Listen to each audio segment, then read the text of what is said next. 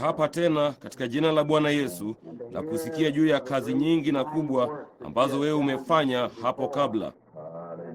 Nasi sasa tunasimama kwa matarajio uiinue imani yetu na kututia mafuta, kuamini ya kwamba yale yaliyoombwa usiku wa leo yatakirimiwa.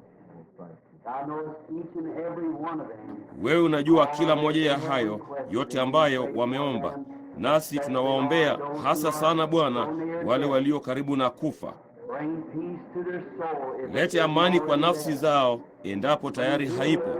Lete uponyaji miilini mwao. Tujalie Bwana. Bariki kukusanyika kwetu. Tunaomba Bwana katika mkutano huu wa Jumatano usiku wa maombi, kwa kuwa kama tulivyokusanyika tukijua ya kwamba walipo wawili ama zaidi wamekusanyika pamoja, wewe utakuwa pamoja nasi. Nasi tunakuomba wewe Bwana, utupe neno lako usiku wa leo. Nena nasi Bwana, na uipashe moto mioyo yetu isivyo kawaida,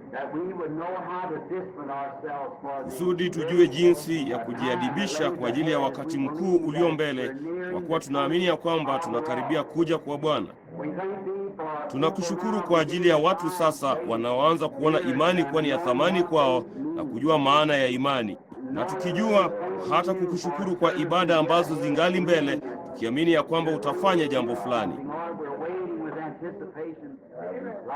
Bwana, tunangojea kwa hamu kama zile siku za kale, tukiamini ya kwamba wakati umekaribia, ambapo wewe unakaribia kuyafungua madirisha ya mbinguni na kumwaga ahadi ambazo Mungu ameahidi katika siku hii ya mwisho.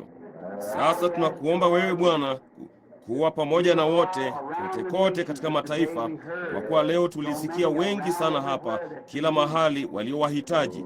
Wajalie haja zao Bwana. Nasi tunaomba kuuona mkono mkuu wa Mungu ukitenda kazi kote duniani miongoni mwa wale ambao wanalitazamia jambo hili kuu. Tusamehe dhambi yetu. Turudi Bwana kwa Roho wako na neno lako, kusudi tujiadibishe watumishi watiifu katika mapenzi ya Mungu. Jalia tukumbuke na tujaribu kuwaza mioyoni mwetu yale Wakristo wa mwanzoni waliofanya.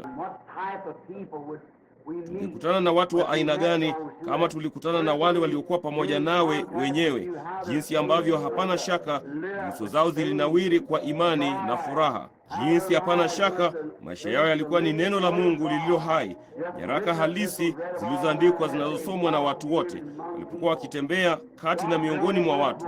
Mungu, tujalie mara nyingine tena. Jalia maisha yetu yasalimishwe sana kwako, hata Roho Mtakatifu mwenyewe ataishi kupitia kwetu katika kunena kupitia sisi Bwana. Jalia tukumbuke niani mwetu tunapotembea barabarani na kugusana mikono na walimwengu, haitupasi kuwa kama hao. Nasi tunasimama kando na kuwapa mahali Bwana katika mahali pao panapofaa hapa duniani. Tutachukua kiti cha nyuma tukijua ya kwamba sisi ni wajumbe kutoka ulimwengu mwingine. Tuna ufalme unaokuja mamlakani Bwana, na mfalme wetu mkuu atawasili hivi karibuni na kuchukua mamlaka juu ya falme zote zilizo katika milki yake, naye atatawala na kumiliki pamoja naye hapa duniani miaka 1000 na tuwe naye milele. Na hili moyoni Bwana, sasa tunatarajia jibu la maombi yetu. Tunayatazamia maungamo yetu. Endapo tumefanya jambo lolote, kusema chochote ama kuwaza chochote ambacho ni kinyume na mapenzi yako makuu, jalia damu ya Yesu Kristo itusafishe. Tuongoze Bwana, kama yule dada alivyosema usiku wa leo kuhusu yeye na mume wake wakienda zao Chicago. Waongoze Bwana Mungu hadi mahali ambapo unaweza kutumia, wapate kuwa miali ya nuru kwa wengine wanaopapasa gizani wasiomjua Bwana wetu Yesu. Sasa tunaikabidhi ibada kwako na kulisikiliza neno lako la marekebisho, ili tupate kujua jinsi ya kujiandaa kwa ajili ya wakati huu mkuu. Katika jina la Yesu tunaomba, amina. Bwana akubariki. Asante ndugu. Kidogo sikutarajiwa kwa jambo hili. Mimi nikiwa hapa nyumbani nilijisikia kama kwamba ikiwa haikunibidi kwenda mahali fulani dharura, ningejisikia vibaya sana mimi kuketi nyumbani wala nisije kwenye mkutano wa maombi. Kwa namna fulani nikapitia hapa bila kutarajiwa kwangu mwenyewe, hata kwa familia yangu. Nimeingia sasa hivi kisha nikaondoka mara moja. Kwa hiyo nilisema ninashuka kwenda kwenye mkutano wa maombi, na mke hata hakupata wakati wa kujitayarisha kuja, kwa hiyo yeye hakujua nilikuwa nikija. Kwa hiyo ninafurahi kusikia ushuhuda wa dada hapo, huyo ndugu, juu ya hiyo nuru huko Carolina ya Kusini ama Carolina ya Kaskazini, mahali fulani Greenville, sivyo? Pines ya Kusini. Naam. Ndugu Lee Vale alikuwa tu hapa leo. Nilimbatiza leo katika ibada ya ubatizo hapa leo. Ndugu Lee Vale mnamjua, na wahudumu pale, ndugu Parker Thomas. Ninakumbuka wakati dada fulani akiwa ametiwa uvuli.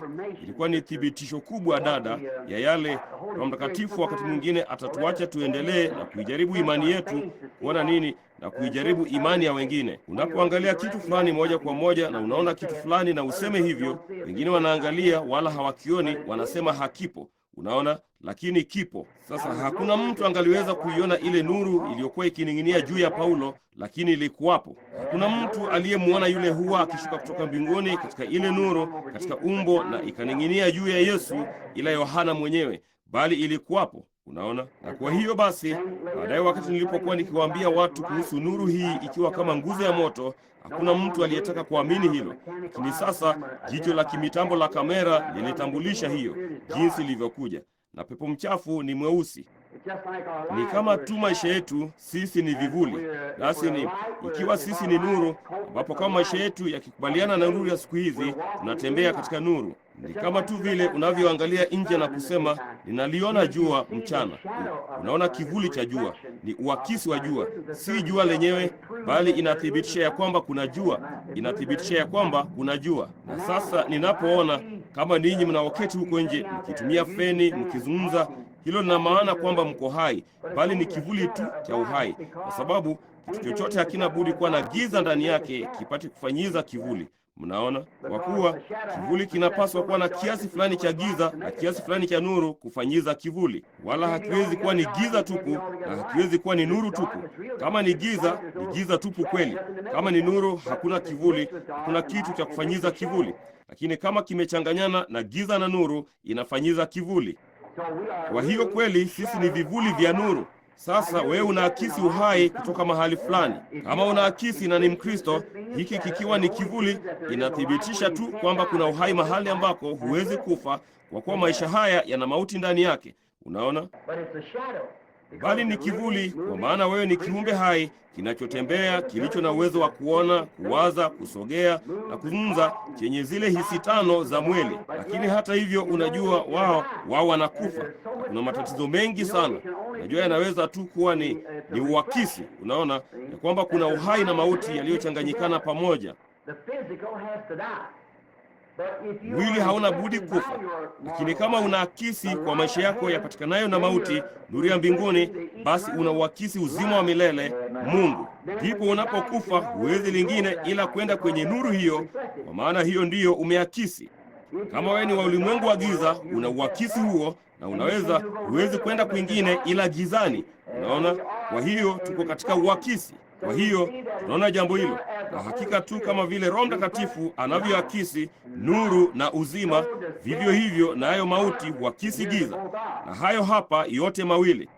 Kesho ifikapo mwisho wa juma hili, labda ifikapo Jumapili, tutaipanua ile picha ndogo kuifanya saizi kubwa ipate kuwekwa kwenye ubao wa matangazo, ambapo picha yenu imetundikwa pale kwenye ubao wa matangazo. Sijui kama mliiona ama hamkuiona. Na ndipo karibu juma moja lililopita huko Jamaika, ambako nilikuwa nikifanya umishenari, tunatuma kanda kote ulimwenguni, na ile mihuri 7 imefika huko mbali katika visiwa vya Jamaika, huko ndani kabisa, na huko nyuma sana kule nyuma ya mlima wa bluu. Nao wenyeji wakati mwingine wana kinasa sauti tulichowapa, ambacho inakubidi kunini kama ile santuri ya kale, unazungusha mpini wake, halafu unakiacha kicheze namna hiyo, halafu kila dakika chache itambidi mtu kuzungusha mpini. Kundi hili lilikuwa na betri ndogo, betri ya volti 6 ama kitu kama hicho, ya kuchezea kinasa sauti hicho. Nao watu walikuwa wameketi pamoja kama vile ilivyo hapa usiku wa leo, wakiisikiliza hiyo mihuri. Ninaamini ndivyo ilivyokuwa. Na wakati nilipokuwa nikinena, waliona ikija humo chumbani nguzo ile ya moto, ilikuja ikasogea mahali kinasa sauti kilipokuwa, na ikashuka kutulia juu yake. Nao wakaondoka wakaenda wakachukua kamera na kuipiga picha.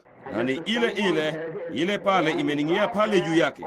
Sasa tutaipanua kusudi tuiweke kwenye nini, ubao wa matangazo pale nje, mpate kuiona. Tunashukuru sana kwa neema hiyo ya Mungu ambayo imeletwa ndani ya nini yetu, imetuleta mbele zake katika siku hizi.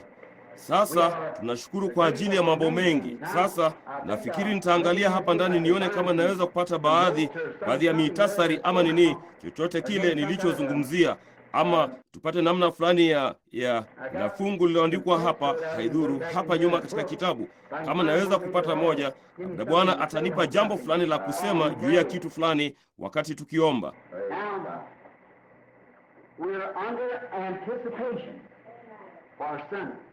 Sasa tuna matarajio kwa ajili ya Jumapili. Nimekuwa nikizungumza katika jumbe, na Jumapili niliwaweka hapa kwa muda mrefu juu ya mbona unanililia, nena na watu na msonge mbele.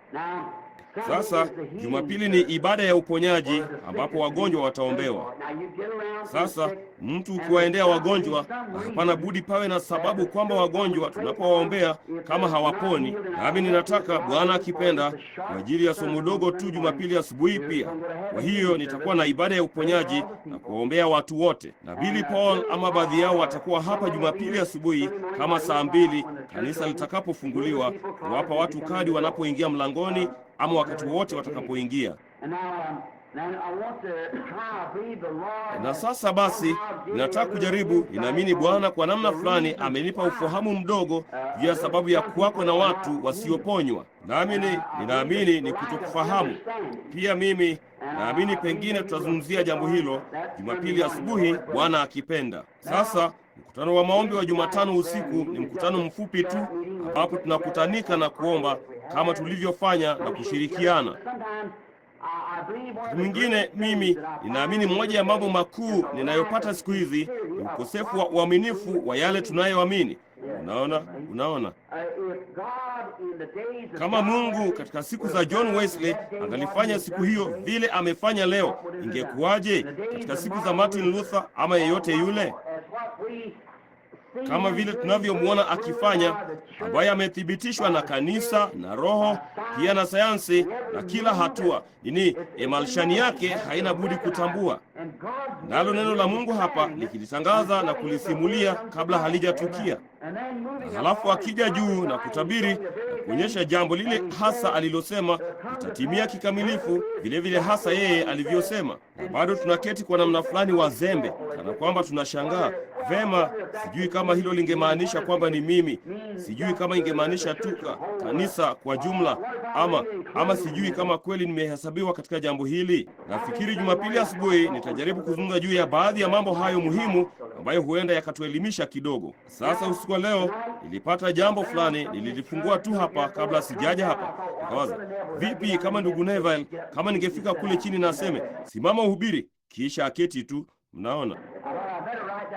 Nikawazia, afadhali niandike maandiko machache, kwa sababu ninajua yeye ni ndugu mzuri sana na sisi tunamthamini. Kabla hatujaomba kuhusu neno, ninataka kuwajulisheni ndugu mmoja. Siwezi hata kukumbuka jina lake wakati huu. Wawili wa hao wako hapa, marafiki zangu. Wani wahudumu na wainjilisti hudumani wakitoka. Walizisikia jumbe hizi kwa kanda, nao wametoka katika makanisa mbalimbali ya kimadhehebu, jamaa wawili wadogo. Na mvulana huyo ananini sana, mmoja wao alishawishika sana hata akaruka akaja Tucson hivi majuzi, mkutano ulipokuwa ukimalizika. Naamini nilikuwa kwenye kiamsha kinywa cha wafanyabiashara. Jamaa huyo mdogo, jamaa mzuri mdogo, akashuka akaja, naye wametoka Kansas, na wamekuja toka huko kote ili mimi nipate kuwaoza. Ninathamini hilo. Wazia ya kwamba wapo watu ambao wanaamini maombi yako vya kutosha, wanaamini ya kwamba Mungu angeyasikia maombi na kuyajibu. Vijana wakianza maisha namna hii. Nao walipofika hapa nipate kuwaoza jana, tuliona sheria ya jimbo la Indiana inaagiza, hata ingawa wamefanyiwa uchunguzi wa damu, wangoje humu jimboni siku 3 kabla hawajafunga ndoa. Kwa hiyo hawawezi kufunga ndoa mpaka Ijumaa asubuhi. Nami nitamwomba ndugu yetu pale mwisho kama atasimama tu na kutuambia kwamba yeye ni nani na mchumba wake mpenzi pale na ndugu huyo mwingine.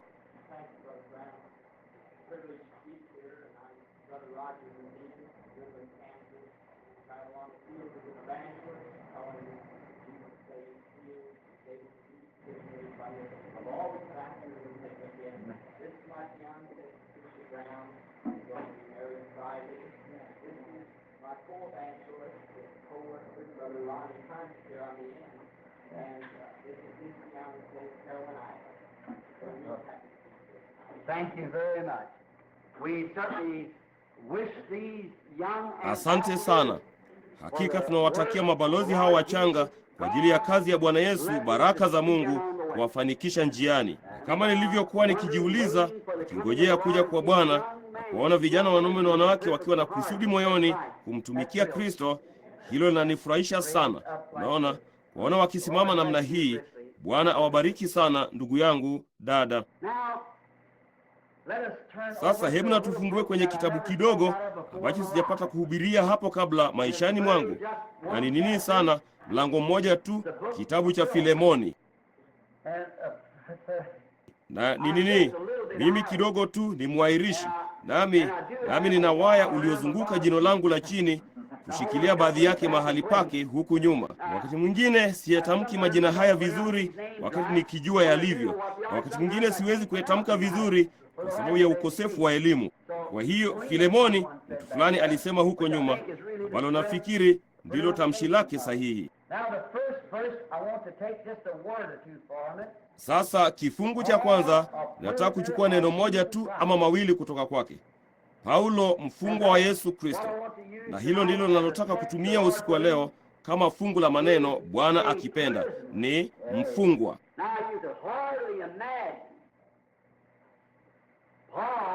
Sasa ingekuwa ni vigumu kwako kumwazia Paulo akijihesabu kama mfungwa, mtu aliyezaliwa huru, aliyejazwa na Roho Mtakatifu, bali hata hivyo anajiita mfungwa.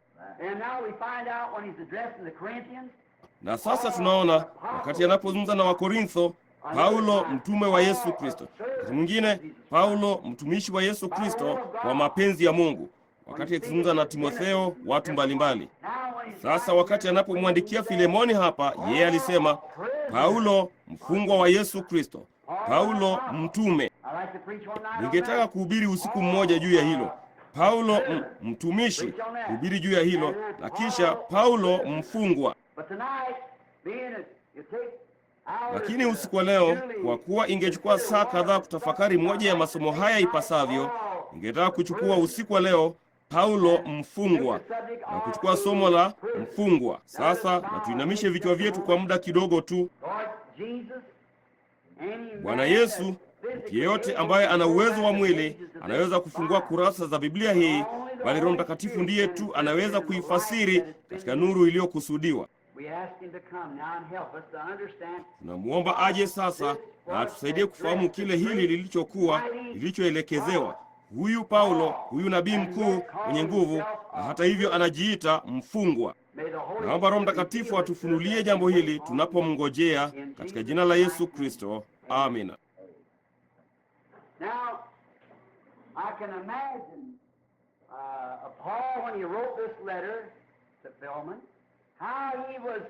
Sasa naweza kuwazia Paulo wakati alipomwandikia Filemoni barua hii, jinsi alivyokuwa ameketi gerezani huko chini kwenye korokoro la jiji hili, mfungwa. Na angeweza kufahamu vizuri katika hali yake kile neno hilo lilichomaanisha. Alikuwa amezungukwa na nondo za chuma. Yeye angeweza tu kuwekwa huru wakati mtu akimweka huru, naye alijua ilichomaanisha kuwa mfungwa. Halafu basi tena ninaamini ya kwamba mtume huyo alimaanisha kidogo tu, sio hasa kulielekeza kwenye hali yake ya sasa ya kuwa mfungwa wa utu wake wa kimwili uliokuwa hapa katika jela hili,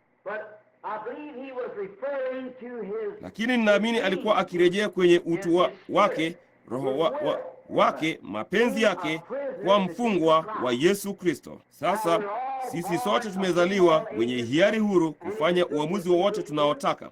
Mungu hufanya hivyo kwa haki, kwa maana yeye hana budi kumweka kila mtu kwenye msingi ule ule. Vinginevyo alimweka mtu asiyefaa alimweka mtu wa kwanza juu ya msingi usio sahihi, ambaye alimweka kwenye uhuru wa kujichagulia. Unaona, Tuko vile vile kabisa usiku wa leo kama Adamu na Hawa, hakuna tofauti. Mema na mabaya yamewekwa mbele ya kila mmoja wetu. Uzima na mauti tunaweza kujichagulia, ni juu yako kujichagulia. Unaona, hivyo ndivyo Adamu na Hawa walivyofanya, na naona nao walifanya uamuzi mbaya, na sasa kwa njia hiyo wakaweka jamii yote ya jamii ya binadamu chini ya mauti, adhabu ya kifo. Na ndipo basi Mungu akashuka katika mfano wa mwanadamu na kuichukua hiyo mauti na kuilipa adhabu ya mauti, ili nini? Raia wake waliopenda kuwa huru wangeweza kuwa huru. Sasa kama yeye alituchukua pasipo kutumia njia ile ile aliyowachukua Adamu na Hawa, atuvute kupitia kitu fulani, aseme tawaokoa mpende msipende, basi yeye alimweka Adamu na Hawa juu ya msingi usio sahihi. Mnaona? Lakini kila mmoja wetu hana budi kujichagulia leo hii kati ya mauti na uzima. Tunaweza kuchagua, kama vile nilivyosema sasa hivi. Iwapo nuru yako itathibitisha, maisha yako yatathibitisha kwamba wewe hasa uko upande gani. Sijali wewe unasema uko upande gani, yale unayofanya kila siku yanathibitisha kile ulicho. Umesikia ule msemo wa kale, maisha yako yananena kwa sauti kubwa sana, siwezi kuisikia ushuhuda wako. Unaona? Matendo yako yananena kwa sauti kubwa sana. Daima nimeamini katika kupaza sauti na kurukaruka, lakini daima nimesema usiruke juu zaidi ya unavyoishi, maana ulimwengu utaliangalia jambo hilo. Unaona, inakupasa kuruka juu kadri tu unavyoishi. Kwa hiyo, kwa kuwa mtu fulani anakuangalia. Na sasa wakati watu hawatakuja kanisani, wengi wao kamwe hawatakuja, na baadhi yao wasiokuja ni watu waaminifu. Wameona upotovu mwingi sana kanisani mpaka hawataki kuwa na uhusiano wote na jambo hilo. Na mara nyingi tunanena juu ya wazo wazi la hilo. Ni vigumu kwako kuwalaumu, unaona, kwa sababu ya jinsi watu wanavyotenda. Wanajiita Wakristo. Hao ndio jiwe kuu sana la kujikua ambalo ulimwengu unalo. Mwanamume na wanawake wanaokiri kuwa mtu ni Mkristo na anaishi tofauti na wanavyokiri. Kweli kabisa. Sasa kwa kuwa maudhi yatatokea kwenye ile hukumu. Sasa mwenye dhambi, muuza pombe haramu, mcheza kamari, mzinzi, yeye hata aibika kusikia hukumu yake ikisomwa, ondoka aingie kwenye moto wa milele, hata tahayari. Bali huyo jamaa anayejaribu kujificha nyuma ya namna fulani ya maungamo ya kanisa, huyo ndiye mvulana atakayeudhika kwenye siku ya hukumu. Unaona, ambaye anakiri kuwa Mkristo naye anaishi vinginevyo. Ingalikuwa ni afadhali kwake kama kamwe hata hakufanya namna yoyote ya maungamo, hakuanza kuliko kuanza na kuishi kitu tofauti, kwa sababu yeye ndiye jiwe kuu sana la kujikua tulilo nalo. Ni kwa huyo mtangaza imani anayesema kwamba yeye ni Mkristo naye anaishi vinginevyo. Daima usiyapime maisha yako kwa kadri ya nguvu ulizonazo za kufanya miujiza, wala hatujipimi kwa kiasi cha maarifa ulio nayo ya neno. Bali daima jipime, rejea nyuma na uchukue mahesabu ya aina ya tunda ambalo maisha unayoishi kwa sasa yanazaa. Unaona?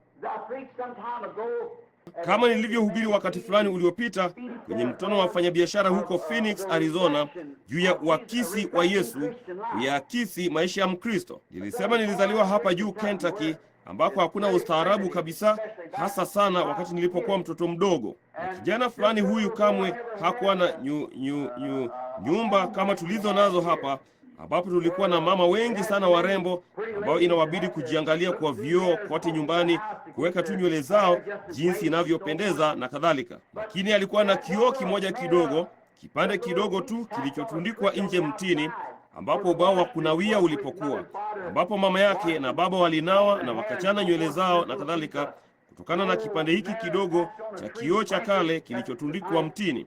Kusema kweli, hiyo ndiyo aina ya nyumba tulionayo. Mtu yeyote anayetaka kukiona kioo, sisi watoto, ilitubidi kuchukua sanduku na kupanda kwenye benchi la kunawia na kujiangalia kwenye kipande hiki cha kioo nilichookota mimi mwenyewe kwenye jalala. Hiyo haikuwa ni huko chini Kentucky, hiyo ni hapa Indiana, juu kwenye Utica Pike hapa. Sasa maskini mtoto huyu hakuwa hasa amejiangalia mwenyewe jinsi hiyo. Kwa hiyo akaja mjini kumtembelea bibi yake. Na kwenye nini? Katika kuzunguka na kutazama nyumba, bibi huyo alikuwa na nyumba ambayo ilikuwa na kioo kizima mlangoni. Na kwa hiyo mvulana huyo mdogo akikimbia kupitia chumbani, alimwona mvulana mwingine mdogo mbele zake. Naye mvulana huyo alikuwa akikimbia pia. Kwa hiyo akawazia anapaswa kusimama kwa dakika chache aone yale mvulana huyo mdogo aliyotaka kufanya. Na aliposimama, huyo mvulana mdogo akasimama. Alipogeuza kichwa chake, mvulana huyo mdogo akakigeuza kichwa chake. Akakuna kichwa chake, huyo mvulana mdogo akakuna chake. Hatimaye akasogea karibu apate kuchunguza, kisha akageuka, naye mama yake akimtazama na bibi yake kwa mshangao, akasema, "Lo mama, yule ni mimi." Kwa hiyo nikasema ya kwamba sisi pia tunaakisi kitu fulani. Unaona, maisha yetu yanaakisiwa. Na sasa kama tuliishi katika siku za Nuhu, je, tungechukua upande wa nani? Tungechukua upande gani katika siku hiyo kuu ambayo Nuhu aliishi? Tungechukua upande gani katika siku za Musa? Ni upande gani katika siku za Eliya, yule nabii, wakati ulimwengu mzima ulipokuwa umemezwa katika mambo makuu ya kisasa kama vile Yezebeli mambo leo, na ulikuwa umewatoa watumishi wote wa Bwana ukawaingiza katika mambo ya kilimwengu, nalo kanisa pamoja na makuhani walikuwa wakimsujudu? Je, ungechukua upande wa kupendwa na watu ama ungalisimama na Eliya? Sasa na katika siku za Bwana Yesu, wakati tungewazia juu ya mtu huyu asiyependwa na watu, asiyeelimishwa na ulimwengu, asingeweza kupata shule zozote alizopitia, wala hana ujuzi wa seminari. Halafu anasimama kwa jina la kuzaliwa kiharamu, kisha anatoka akihubiri Injili ambayo ilikuwa ni kinyume na chochote walichokuwa wamefundishwa nini sana, na kuwakemea wahudumu na madhehebu yao na kadhalika.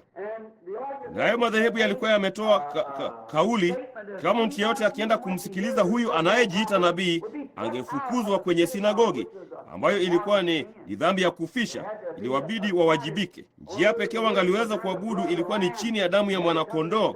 Ilibidi kuijia dhabihu hii na halafu walitengwa, na lilikuwa ni jambo kubwa jinsi gani.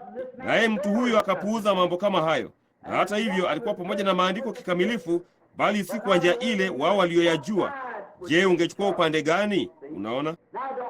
Sasa usinini, maisha yako unayoishi sasa yanaonyesha sasa kile hasa ungalifanya wakati huo, kwa sababu ungali una roho yule yule. Unaona, ukichukua upande huo sasa pamoja nao, ungalifanya hivyo wakati huo, kwa kuwa roho yeye yule aliye ndani yako sasa alikuwa ndani ya watu wakati huo. Unaona, Ibilisi kamwe hamuondoi roho wake. Yeye huenda tu kutoka mtu mmoja anaingia kwa mwingine, wala Mungu kamwe hamuondoi roho wake, huenda toka kwa mmoja hadi kwa mwingine. Unaona, kwa hiyo roho yeye yule aliyekuwa juu ya Eliya alikuja juu ya Elisha, yeye yule aliyekuwa juu ya Yohana Mbatizaji na kadhalika. Roho Mtakatifu aliyekuwa juu ya Kristo alikuja juu ya wale wanafunzi kote kote, na angali juu ya watu. Unaona, Mungu kamwe hamuondoi roho wake. Kwa hiyo sisi hao hapo tumeachwa kujiamulia. Wala siwezi kuona hapa mahali ambapo Paulo alikuwa akijutia chochote na kusema ya kwamba alikuwa anasikitika yeye alikuwa ni mfungwa, lakini alikuwa akijieleza. Naamini ya kwamba Paulo wakati akiandika waraka huu kwa kalamu ile, ya kwamba Roho Mtakatifu ndiye aliyemfanya kuandika hayo, kwamba labda hata kwenye usiku huu ya kwamba tupate kutoa muktadha wa fungu letu la maneno kuonyesha ni kwa nini Paulo alifanya jambo hili, kwa sababu ni la kimaandiko, na la kimaandiko ni la milele. Ninaamini ya kwamba wakati akiketi kwenye maskini jela hii chafu sana, kwamba Paulo alimwandikia mwenziwe hapa ya kwamba ndugu yake, ya kwamba yeye alikuwa ni mfungwa wa Yesu Kristo. Kwa hiyo aliweza kulielezea kwa kuona yale yaliyomzunguka. Sasa yeye alikuwa gerezani, bali hilo silo alilokuwa akizungumzia mtumishi huyu wa Kristo, mhudumu mwenzake. Yeye alikuwa akisema ya kwamba alikuwa ni mfungwa kwa neno la Yesu Kristo, maana Kristo ni neno. Paulo alikuwa ni mwanachuoni mashuhuri sana katika siku zake. Alikuwa na lengo kuu. Alikuwa mtu aliyekuwa amefunzwa kwa nini na watu. Jamaa fulani jina lake Gamalieli, ambaye alikuwa ni mwalimu mashuhuri wa siku yake, moja ya shule kuu sana ambazo angaliweza kuhudhuria. Kwa mfano, kama vile tunavyosema Wheaton ama Bob Jones ama shule fulani kuu ya kimsingi, alikuwa amefunzwa kama mhudumu wa neno. Naye alikuwa na elimu nzuri na ni mwenye bongo na mvulana mwenye akili, akiwa na lengo kuu, na labda siku moja kuwa kuhani ama kuhani mkuu kwa watu wake. Alikuwa na lengo. Halafu tunaona ya kwamba lengo hili kubwa alilokuwa amefundishwa kwa ajili yake na aliyokuwa ametumia maisha yake yote kutoka labda kwenye umri kama miaka 8 ama 10 mpaka kufikia karibu 30 ama 35 wakati alipomaliza chuo na kuhitimu, naye alikuwa na diploma zake zote na kila kitu, na alikuwa na sifa nzuri kwa makasisi wote, hata kwa kuhani mkuu huko Yerusalemu. Alikuwa na maagizo kutoka kwake, maagizo ya kibinafsi yaliyoandikwa yakaaminishwa kwa huyu Sauli mashuhuri, kushuka kwenda Damaski na kuwatafuta hao wote huko chini waliomwabudu Mungu kinyume na yale aliyosema, na kuwafunga na kuwaweka gerezani. Ikilazimu, alikuwa na amri ya kuwaua kama angetaka. Alikuwa na lengo kuu. Na sasa yote yaliyokuwa amefunzwa, Mungu aliyatoa yote kutoka kwake. Unaona?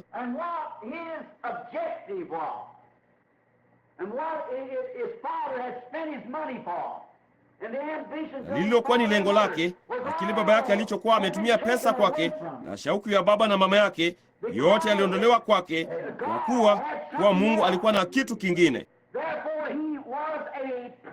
Kwa hiyo yeye alikuwa ni mfungwa kutokana na lengo lake alilokuwa nalo maishani, naye alikuwa amefanyika mfungwa kwa Yesu Kristo ambaye alikuwa ni neno. Ile barabara ya kwenda Dameski ilimbadilisha Paulo. Akienda zake kama saa 5 labda mchana, ambapo alipigwa akaangushwa chini, naye akasikia sauti ikisema, Sauli, mbona wanitesa? Ndipo akaangalia juu, na alipoangalia juu, akiwa ni Myahudi, basi alijua ya kwamba hiyo nguzo ya moto ilikuwa ni Bwana aliyewaongoza wana wa Israeli, kwa sababu yeye alijua hivyo ndivyo ilivyokuwa. Kumbukeni, Mwebrania huyo asingeweza kamwe kuita chochote Bwana, herufi kubwa za Bwana Elohimu, isipokuwa awe ameridhika kwamba hivyo ndivyo ilivyokuwa, kwa maana alikuwa mwanachuoni aliyefunzwa. Basi wakati alipoangalia juu na kuiona hii nuru, nguzo ya moto ilikuwa imewaongoza watu wake kupitia nyikani, naye akasema, Bwana Elohimu, herufi kubwa za Bwana, unani wewe?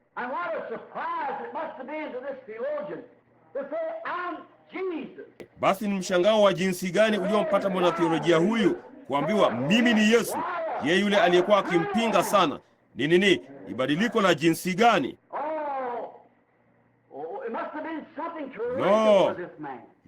Hapana budi, lilikuwa ni jambo la kutisha kwa mtu huyo, kwamba jitihada zake zote alizokuwa nazo kutaka kujua, mara moja alikuwa akimtesa. Malengo yake yalikuwa yamemsukuma mbali sana kutoka kwenye jambo muhimu alilotaka kufanya. Na ulikuwa hapana budi ni mshtuko mkubwa jinsi gani kwa mtume huyo, wakati yeye aliposema, mimi ni Yesu, yeye yule aliyekuwa akimtesa, mbona wanitesa?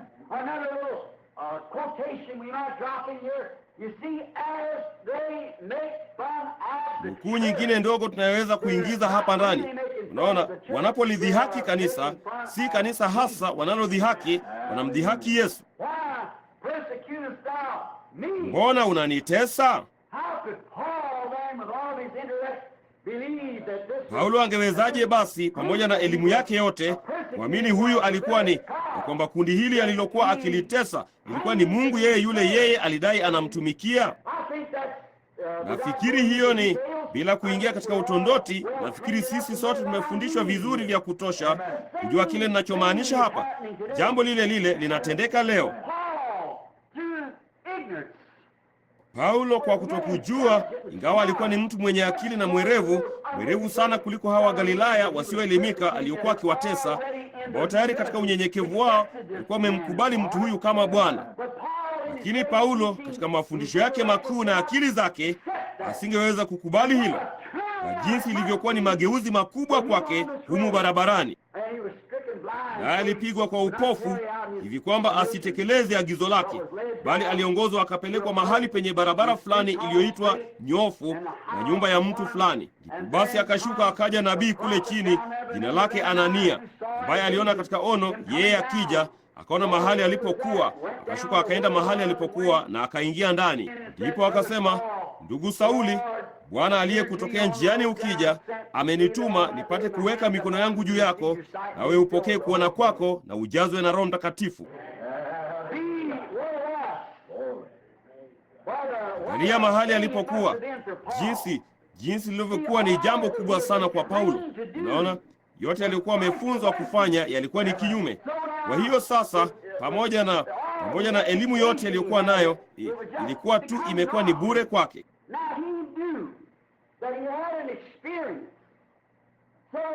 Sasa ye alijua ya kwamba alipata tukio. Kwa hiyo hili hapa somo lingine kwa ajili yetu, ya kwamba tukio peke yake halitoshi. Inapaswa kuwa ni tukio kulingana na neno la Bwana. Kwa hiyo ye alipoliona jambo hili na kujua ya kwamba lilikuwa ni kitu fulani kikuu, basi kwamba mtu mwingine alikuwa amekipokea kabla yake, alichukua muda wa miaka 3 na miezi 6 huko chini jangwani Arabuni, akichukua Biblia kama ilivyokuwa wakati huo, Agano la Kale, na kushuka kwenda kule kulilinganisha tukio hili alilopata, apate kuona kama lilikuwa ni la kimaandiko. Sasa vipi kama yeye alisema, vema, nadhani hicho kilikuwa ni kitu tu cha kupita, na kuendelea na safari yake, nitafuata akili yangu. Sasa ilimbidi afanywe mfungwa wa kitu fulani, mfungwa. Kwa hiyo baada ya kulilinganisha na kuona, si ajabu angeweza kuandika kitabu cha Waebrania katika mfano. Unaona, miaka 3.5 huko chini akidumu katika neno na kuona ya kwamba Mungu yeye yule aliyemwita alikuwa akimrudisha na kubadilisha akili yake yote, akibadilisha yote aliyowahi kuwazia, yote aliyofunzwa kuwa. Lengo lake lote lilifutiliwa kabisa mbali naye akawa mfungwa. Upendo wa Mungu ulikuwa ni mkubwa sana na ufunuo mkubwa sana hata asingeweza kuachana nao. Hilo ndilo tukio la kweli la kila mwaminio wa kweli anayekutana na Mungu. Unakutana na kitu ambacho ni kikubwa sana, hata hata unakuwa mfungwa kwa kitu chochote kingine. Unaona, unaacha kila kitu upate kuwa mfungwa kwenye hili. Imeelezwa wakati mmoja ambapo Yesu alisema, ufalme wa mbinguni ni kitu kama mtu kununua lulu. Ndipo anapoipata ile lulu ya thamani kuu, anauza yote aliyonayo aipate hiyo. Na hivyo ndivyo ilivyo hapa. Una dhana ya kiakili, una ujuzi wa kithiolojia, bali inapofikia wakati unapopata kitu kilicho halisi, unauza tu kila kitu kingine, na wewe unajifungia kwenye hiki. Paulo alijua ilikuwa ni kitu gani. Alikuta kwamba amefungiwa hatamu kwenye kitu fulani, kama vile tunavyomfunga farasi hatamu ni kuvuta kitu fulani.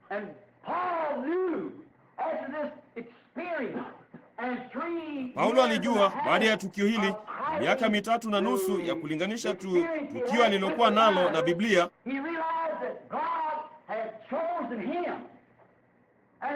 alitambua ya kwamba Mungu alikuwa amemchagua, naye alikuwa amemfunga kwa Roho Mtakatifu. Tukio alilokuwa nalo, kuvuta Injili, kuileta mbele za mataifa, Roho mwenyewe alimfunga hatamu.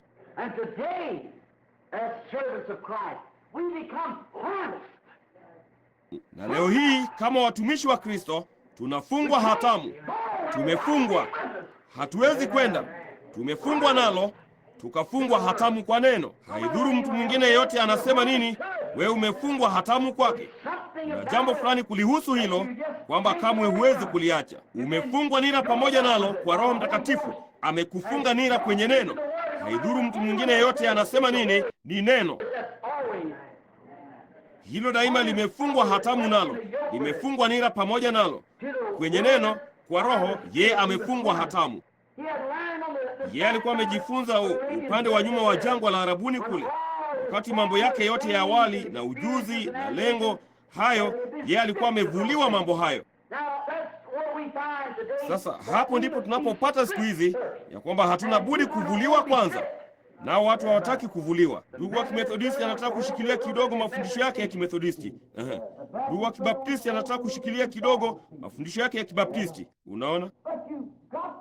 Lakini nakubidi kuvuliwa kabisa kila kitu na kuzaliwa tu mara ya pili upya, na uchukue kutoka hapo, umwache Roho Mtakatifu aongoze. Huwezi kusema vema, sasa baba yangu alisema wakati alipoenda kanisani, alipeana mikono na mchungaji, yeye ni mfasi mzuri mwaminifu. Hilo huenda lilikuwa ni sawa kwa jamii yake, bali sisi ni jamii nyingine. Unaona, sasa hatuna budi kurudi kwenye nyakati za Biblia kwa siku hizi. Makuhani walifungwa nira pia, lakini unaona, walikuwa wameingia kwenye kipindi kingine cha wakati, na wao wakashindwa kuvua hatamu yao ya kale na kujifunga kwenye hatamu mpya. Na ni jambo lilo hilo tunalopata siku hizi. Tulipitia kwenye wakati wa kimadhehebu kama tulivyothibitisha katika nyakati za kanisa, Biblia na kadhalika, bali tunakuja sasa kwenye wakati huru ambapo Roho Mtakatifu mwenyewe anashuka na kujithibitisha mwenyewe na kujitambulisha. Anafanya kila ahadi aliyoahidi kutimia.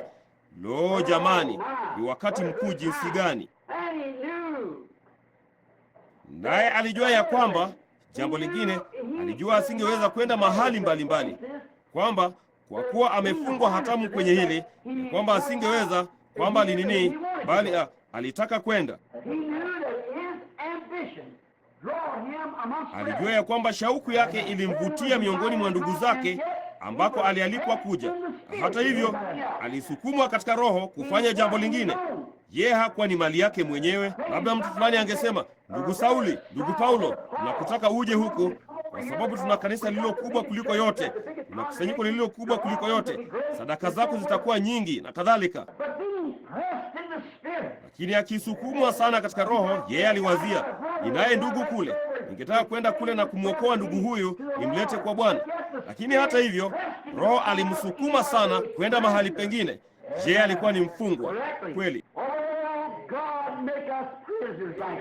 Mungu, tufanye wafungwa namna hiyo, kutoka kwenye lengo letu la ubinafsi, kutoka kwenye maamuzi yetu wenyewe na mawazo yetu bora zaidi, tupate kuwa mfungwa wa Yesu Kristo.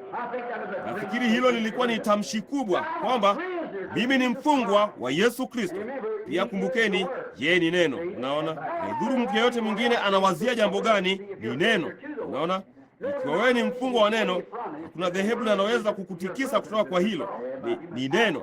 Wewe ni nini tu, wewe ni mfungwa kwa hilo, hivyo tu, huna budi kutenda linavyotenda.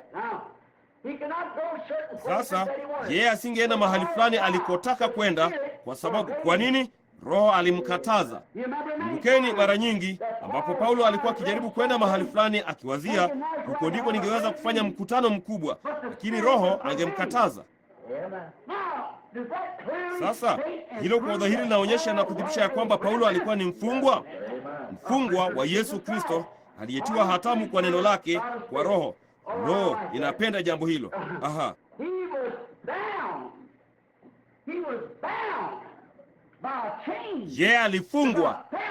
Alifungwa kwa mnyororo na kwa vifungo vya upendo, kufanya mapenzi ya Mungu, na hayo peke yake.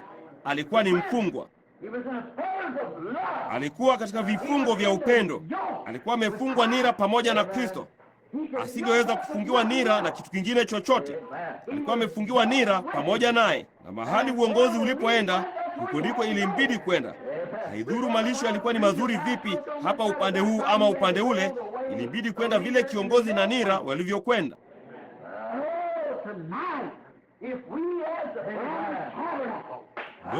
Usiku wa leo, ikiwa sisi kama maskani ya Branham tungeweza tu kuwa wafungwa kwa utu wetu wenye ubinafsi, kwa lengo letu kwamba tungeweza kujitolea kabisa na kufungwa nira pamoja na yeye. Haidhuru ulimwengu unawazia nini, vile hao wengine ulimwenguni wanavyofanya, tumefungwa kwa vifungo vya upendo. Sisi ni wafungwa. Miguu yangu imefungwa nira sana kwa Kristo, haitacheza dansi. Macho yangu yamefungwa nira sana kwa Kristo, mpaka mimi ninapoona hawa wavua nguo mambo leo mtaani, hilo hukugeuza kichwa changu.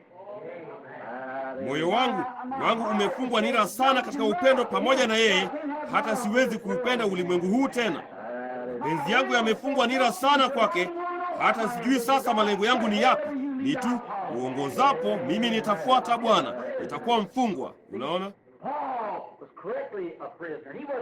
Paulo alikuwa ni mfungwa kweli kweli. Hakuwa akitoa tamshi lolote lisilo sahihi. Alifunzwa na Roho Mtakatifu vile vile kulingojea neno. Sasa alikuwa amefundishwa kwa njia fulani, bali Mungu alikuwa amemfundisha kwa njia nyingine. Sasa alifunzwa na Roho Mtakatifu kumngojea Bwana, haidhuru shauku zake zilikuwa ni nini. Sasa kwa msaada wa Roho Mtakatifu nitawaonyesha jambo fulani. Mnaona? Sasa hebu na tuchukue tu mfano. Siku moja Paulo na Sila wakishuka kuja barabarani katika mji fulani ambako walikuwa wakifanya uamsho. Maskini msichana aliyepagawa na pepo alishikilia kumfuata akipiga makelele nyuma yake. Na hapana shaka Paulo alijua ya kwamba alikuwa na mamlaka kama mtume kumkemea huyo pepo mchafu atoke ndani ya mwanamke huyo.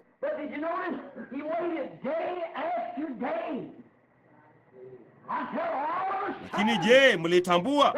Je, alingojea siku baada ya siku mpaka mara Roho Mtakatifu akasema naye, akasema ule wakati umewadia.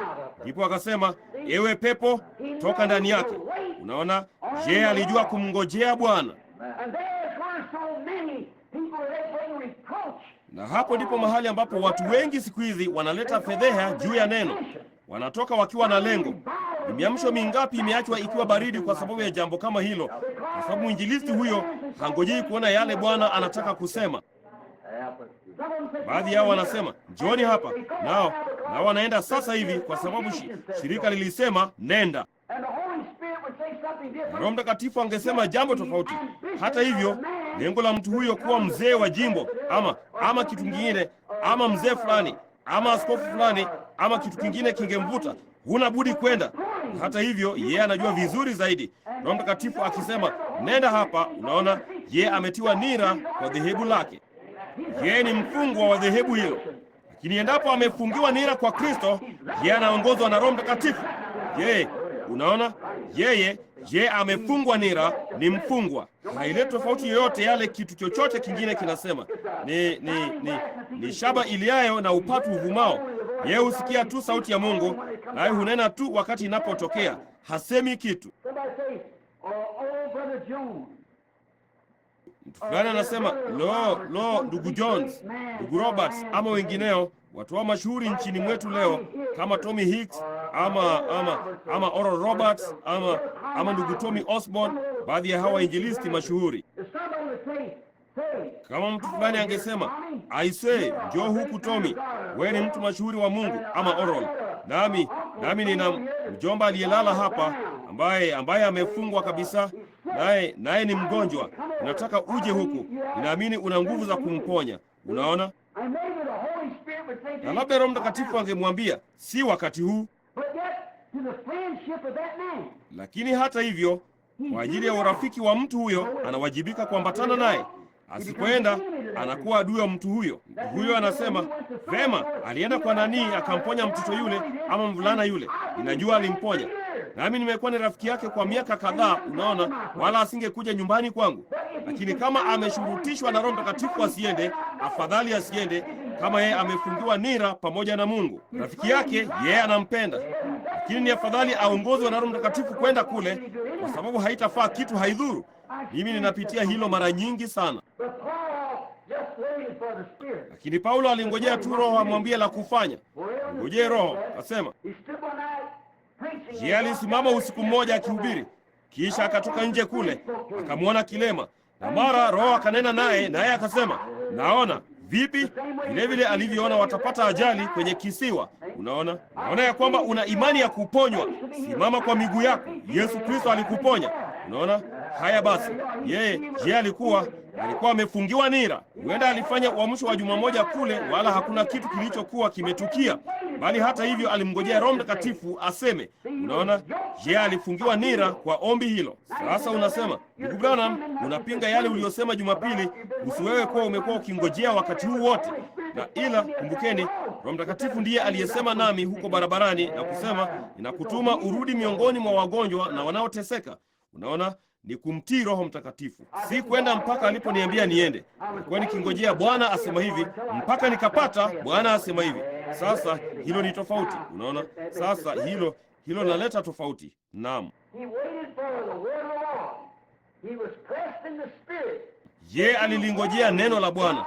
Alisukumwa katika Roho kufanya tu mapenzi ya Mungu, ndipo akawa mfungwa wa Yesu Kristo.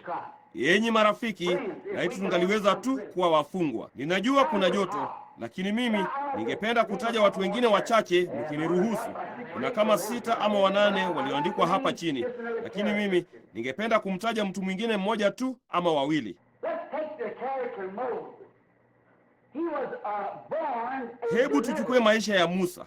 Yeye alizaliwa mkombozi, naye alijua jambo hilo, ya kwamba alizaliwa mkombozi. Lakini kabla sijazungumza kumhusu Musa, ningetaka kutoa tamshi hili ya kwamba Mungu daima inabidi kumchukua mtu yeyote ambaye atamtumikia kwa uaminifu kuwa mfungwa wake. Mtu hana budi kusalimisha kila kusudi alilonalo, kila kitu alicho yeye, kila kitu, maisha yake, nafsi, mwili, mapenzi, matakwa na kila kitu kingine, na kuwa kabisa mfungwa kwa Kristo ambaye ni neno, kumtumikia Mungu. Huenda ikakubidi kuenenda kinyume katika maamuzi yako yaliyo bora. Labda katika dhehebu fulani, huenda ukawazia ya kwamba wangekuinua na kukupa kitu fulani kikubwa ambacho ungeweza kukitangaza. Bali unajikuta vipi?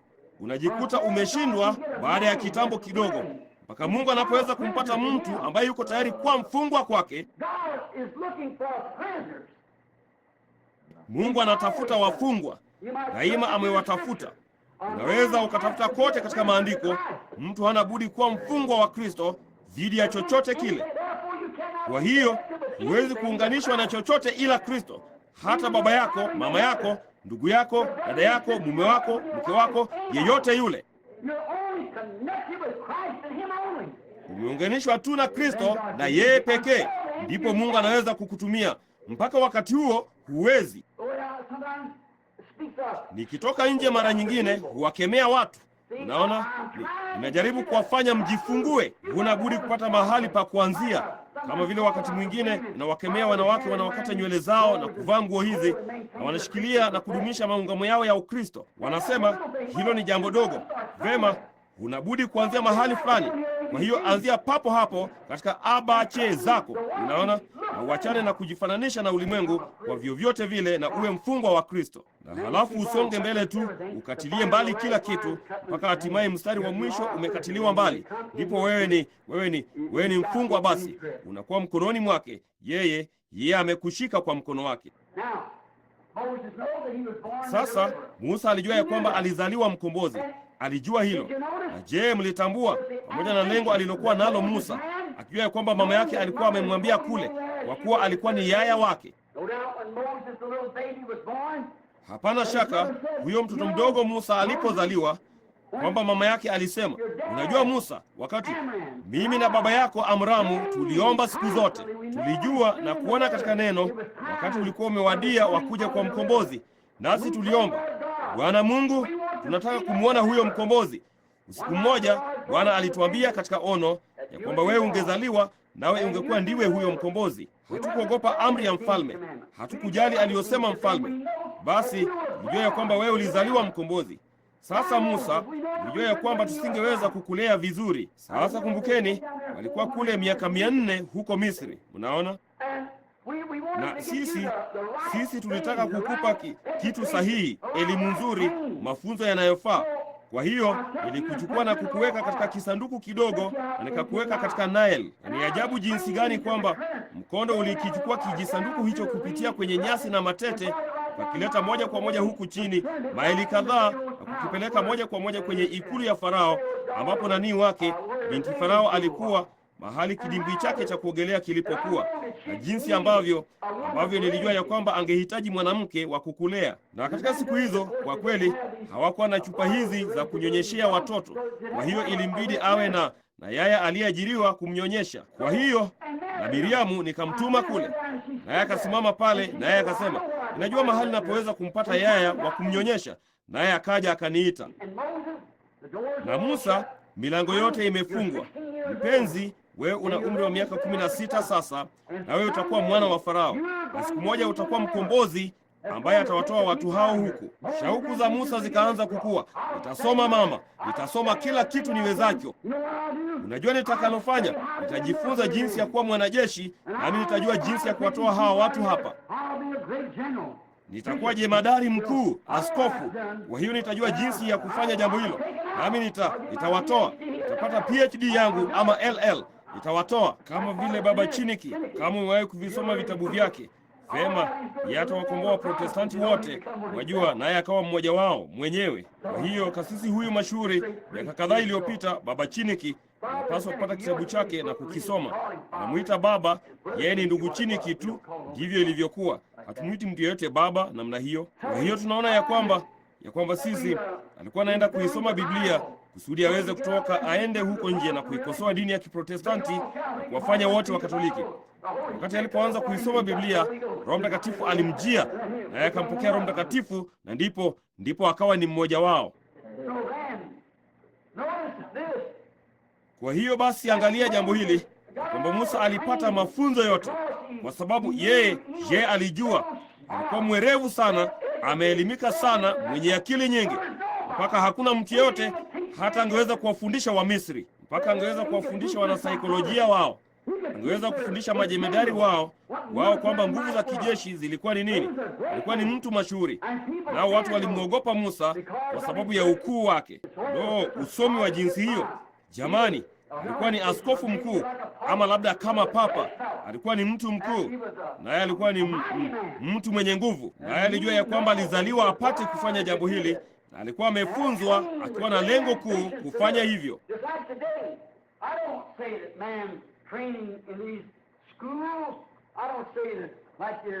Ni kama tu ilivyo siku hizi. Sisemi ya kwamba watu wakijifunza kwenye shule hizi, sisemi ya kwamba kama walivyo huku magharibi sasa watajenga shule ya theolojia ya dola milioni 150, unaona, ya Kipentekoste, shule ya dola milioni 150. Kwangu mimi hizo zinapaswa kupewa wamishonari hudumani. Unaona. Lakini chochote kile, wanafanya nini wanapotoka humo? Wao ni nini? Kundi la mariki. Kweli kabisa. Na basi hivyo ndivyo wanavyotoka. Imekuwa hivyo daima hao wengine, na huo ni mstari ule ule. Unaona? Sasa tunaona ya kwamba wakati Musa katika mafunzo yake yote, na leo hii pamoja na mafunzo yote, wafanya maaskofu wakubwa na kadhalika, lengo lile kubwa la juu, tutafanya nini? Malengo yetu yanakuwa tu kama ya Musa yalivyokuwa. Unaona? Mungu kabla hajamshika mtu huyo mkononi mwake, ilimbidi kumvua lengo lake, ilimbidi kumvua mafunzo yake yote. Alitoka akaenda, naye akawakomboa. Alimuua Misri mmoja, naye na wakati alipofanya hivyo alikuta kwamba alikuwa makosani, asingeweza kufanya hivyo. Haikuwa hivyo. Ndipo ilibidi Mungu kumpeleka huko nje nyikani, katika jangwa, mahali pa jangwa. Unaona, kwa namna fulani ni ajabu jinsi ambavyo hawa jamaa ambao Mungu ana ujumbe kwa ajili yao, yeye huwapeleka jangwani. Alimpeleka Paulo jangwani kumfunza, kumwambia kwamba ono hili lote kuu lilikuwa ni nini huko jangwani. Nenda kwenye jangwa fulani, naye akakaa huko mpaka Mungu akamjulisha kabisa la kufanya. Na wakati wa Musa, yeye alimchukua akampeleka jangwani, akamweka huko nje kwa muda wa miaka 40, akamvua theolojia yake yote na lengo lake lote. Ni wakati wa jinsi gani kwamba angeangalia nyuma na kuona kushindwa kwake. Jinsi ambavyo sisi usiku wa leo tunapaswa kufanya jambo lile lile tunapoona lengo letu. Angalia uamsho wa uponyaji na uone kama Bwana alifanya jambo fulani miaka michache iliyopita, kuanza kuurudisha uponyaji kwa wagonjwa na kadhalika. Kila mtu, kila dhehebu, kwa sababu huo haukuja kwenye dhehebu lao, iliwabidi kujipatia mponyaji. Nasi tumefanya nini? Hebu na tuliangalie kwa dakika moja. Tumefanya jambo lile lile ambalo Musa alifanya. Tumetoka tukaenda na kujaribu sana kujibunia namna fulani ya muujiza. Nilisikia harufu ya ugonjwa fulani, nilikuwa na damu mkononi mwangu, na kujibunia muujiza. Unaona? Nasi tumepata nini? Baadhi ya watu wameingia katika majaribio makali sana, hata wamevunjika moyo na wamekuwa walevi wa kawaida, wenda wazimu, na wamerukwa na akili zao, nao wakageuka na kurudi nyuma kabisa utaratibu, kutokana na malengo ya Kipentekoste, wakarudi nyuma wakaunda madhehebu na kadhalika tena. Unaona, tumefanya nini? Tumeua kama Misri mmoja. Hiyo ni kweli. Nasi tumejaribu, tumejikakamua, tumelipia, tumeshughulika, tukaenda usiku kucha katika mikutano ya maombi mpaka tukapoelewa na sauti na kujaribu kujibunia kitu fulani na kutia chumvi na vitu hivi vyote vya namna hii, na tunaona ya kwamba tumeshindwa kabisa. Tunahitaji kurudi jangwani. Kweli, naam Bwana. Majaribio na mapambano. Kwa nini tusijisalimishe tu? Hivyo ndivyo unavyopaswa kufanya. Unaona, kurudi na kujisalimisha. Mbona tumefanya jambo lile lile walilofanya, jambo lile lile alilofanya Musa? Halifai kitu. Baada ya miaka 40 alijikuta ni mfungwa wa neno la Mungu. Tunajaribu kufanya nini wakati ile baraka kuu ilipotokea na madhihirisho ya mambo haya yote makuu ambayo Mungu ametuambia juu yake, jinsi ambavyo hatuna budi kuzaliwa mara ya pili, na jinsi inavyotubidi kumpokea Roho Mtakatifu, ubatizo katika jina la Yesu Kristo, na mambo haya yote hapa. Unaona, watu badala ya kukaa kwenye hilo neno, kujifunga hatamu pamoja nalo, wao wanafanya nini? Walianza na nadharia yao wenyewe ya kimadhehebu ambayo tayari ilikuwa imeshindwa, na kujaribu kujibunia kitu fulani kionekane kama kweli. Afadhali nikatize moja kwa moja hapo. Unaona, na hakika ninyi mna hekima ya kutosha kujua kile ninachomaanisha. Unaona, lakini mbona, angalia jinsi lilivyofanya. Wazia jambo hilo.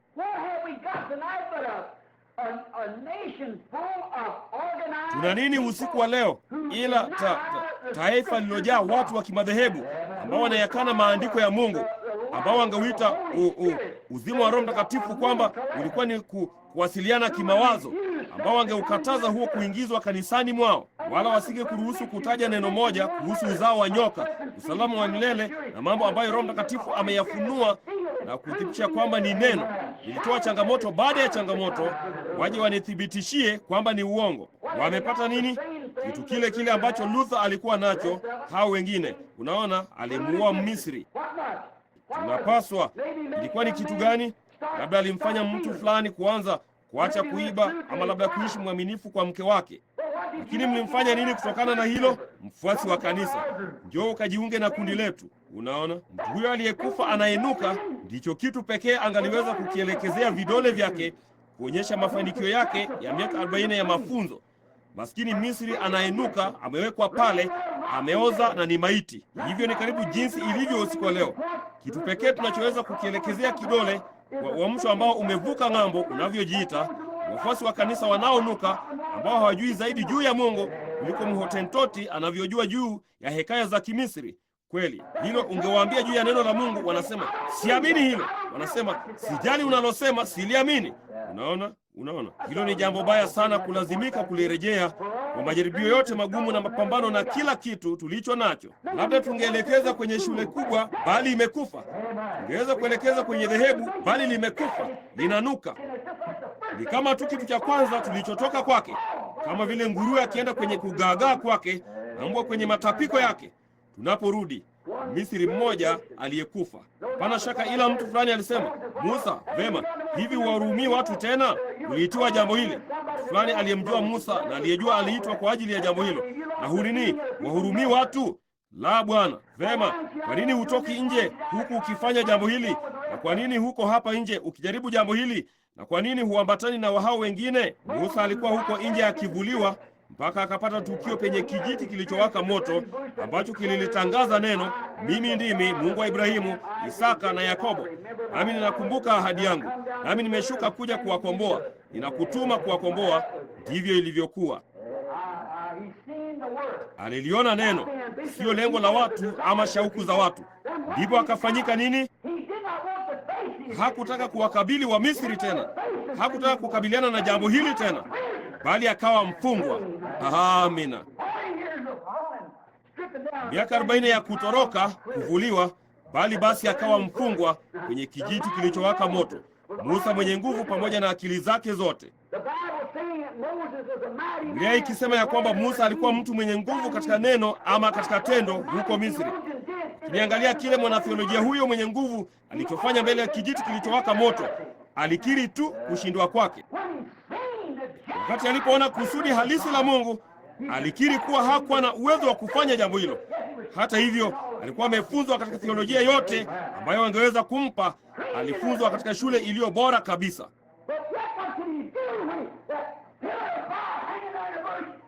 Lakini hata hivyo, angefanya nini wakati yeye ile nguzo ya moto ikining'inia pale kichakani? Kasema, hata siwezi kuzungumza na yeye.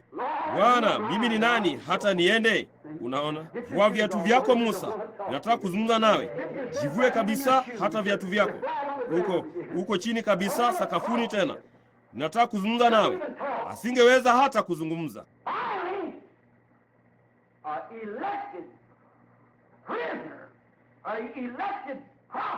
Hatimaye mfungwa aliyeteuliwa, nabii aliyeteuliwa, kama tu vile Paulo alivyokuwa ameteuliwa. Musa alikuwa ameteuliwa mkombozi, na halafu basi hatimaye Mungu alimfanya raia wake aliyeteuliwa, mfungwa wake. Oh, haleluya! Angeweza tu kusonga mbele jinsi neno la Mungu lilivyomsogeza mbele. Atasema, ni nani aliyenituma? Mimi niko. Nitafanyaje? Nitakuwa pamoja na wewe. Naam Bwana, kama tu semavyo wewe, mimi hapa. Lo jamani, kwamba yeye ni mfungwa. Anaenda kinyume na mawazo yake bora. Sasa yeye alikuwa amefunzwa kuongoza jeshi. Panga juu, geukeni. Alifunzwa kwenda magari yote katika utaratibu, mikuki mbele, shambulia. Hivyo ndivyo atakavyoiteka. Hivyo ndivyo alikuwa amefunzwa. Lakini akasema, nitatumia nini? Akasema, una nini mkononi mwako? Fimbo. Mungu hufanya mambo ya kuchekesha sana wakati mwingine kwa akili ya kibinadamu. Unaona, ana fimbo mkononi mwake, masharubu yakining'inia chini, umri wa miaka 80, mke wake juu ya nyumbu, mtoto ameketi nyongani mwake, maskini, mikono dhaifu mikongwe ikining'inia chini, fimbo na kichwa chake tu kilichosimama wima, kwa kuwa alikuwa na Bwana asema hivi. Kwa nini? Hatimaye alikuwa ametia nanga. Yeye alikuwa ni mfungwa. Nitasogea tu wakati neno litakaponisogeza. Nitanena tu ambapo neno linanena. Unaenda wapi? Nina agizo moja, kusimama mbele ya Farao na kumwonyesha kwa fimbo hii kwamba Mungu alinituma. Amina. Tufanye nini baada ya hapo? Yeye ataleta jambo litakalofuata baada ya mimi kufanya hili. Haya basi, jambo moja tu la kufanya, hatua ya kwanza usiku wa leo. Jisalimishe. Kuwa mfungwa. Usiwazie juu ya nafsi yako ama kitu kingine. Kuwa mfungwa. Musa alikuwa ni mfungwa. Alikiri hata asingeweza kuzungumza. Hatimaye wakati Mungu alipomshika mkononi mwake, ambapo angeweza tu kusogea, ambapo Mungu alimsogeza, ambapo yeye alimwambia neno, alijua lilikuwa ni neno, ndipo akajisalimisha kwa neno. Roho Mtakatifu pale, Mungu alimfunga Musa hatamu kwa mapenzi ya Mungu. Hilo ni jambo lile lile alilomfanyia Paulo. Hiyo ni kweli. Yeye alimfunga Paulo hatamu. Maskini Myahudi mwenye pua iliyochongoka, mwenye kejeli, mwenye PhD na ma LLD yaliyoandikwa kote juu yake. Lakini yeye alisema, itamwonyesha mateso atakayopata kwa ajili ya neno. Unaona? Na yeye, ndipo basi Paulo akiketi pale na akiliona neno, akiona ya kwamba huyo alikuwa ni Yesu, ndipo akaiinua mikono yake na akafungiwa hatamu kwake. Upendo wa Mungu ulimfunga hatamu kwa neno. Yeye atalichukua jina langu mbele ya mataifa. Huyo akaenda. Musa, mimi ndimi Mungu wa baba zenu. Mimi ndimi Mungu wa Ibrahimu, Isaka na Yakobo. Nakumbuka niliwaahidi, na wakati wa ahadi hiyo umekaribia. Nami ninayaona mateso ya watu wangu. Ninaikumbuka ahadi yangu. Nami nimeshuka kuja kukufunga hatamu. Unajua kile neno lilochosema, nimekufunga hatamu ushuke uende kule.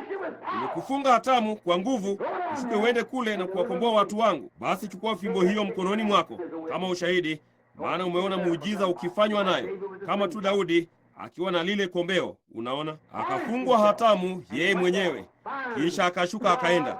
Hatimaye Mungu alikuwa na mtu aliyekuwa chini ya mamlaka yake, amefungiwa hatamu kwake, wala asingesogea mpaka neno la Mungu lilipomsogeza.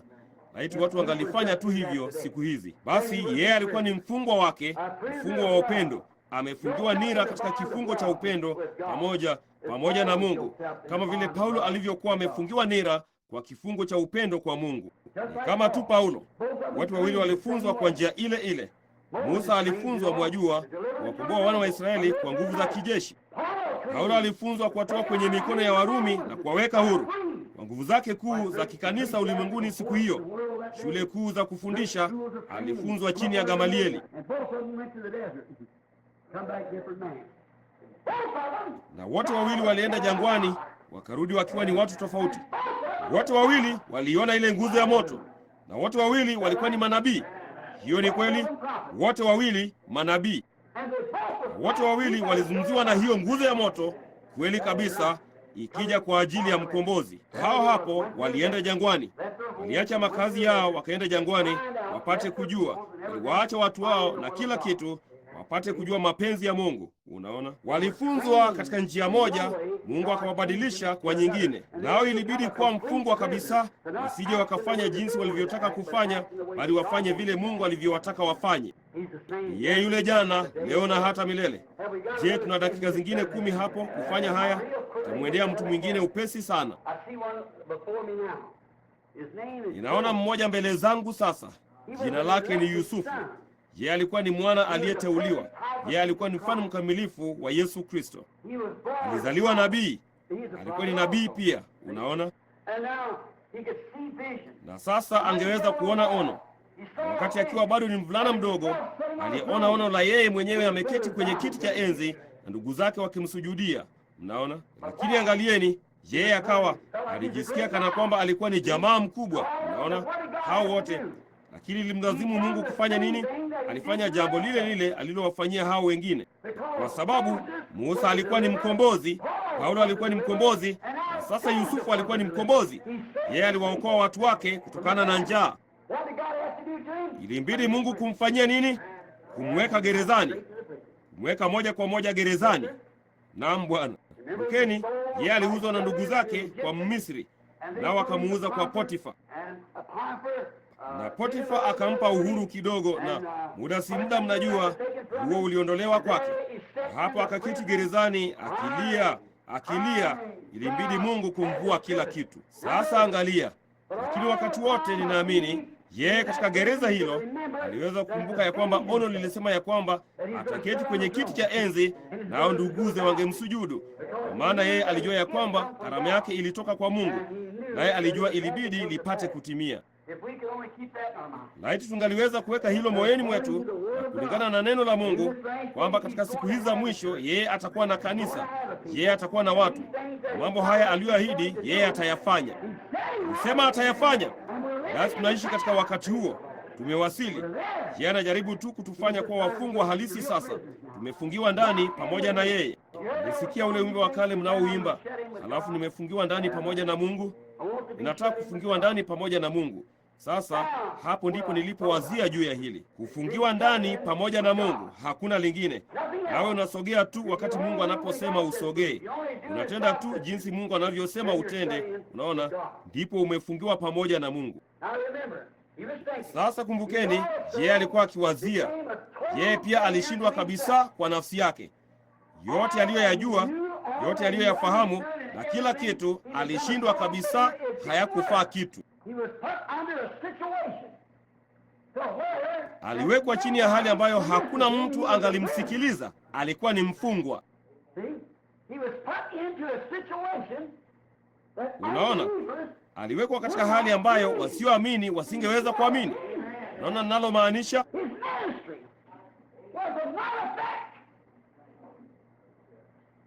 Huduma yake ilikuwa ni bure. Watu waliangalia kwingine, wasingemsikiliza huko gerezani.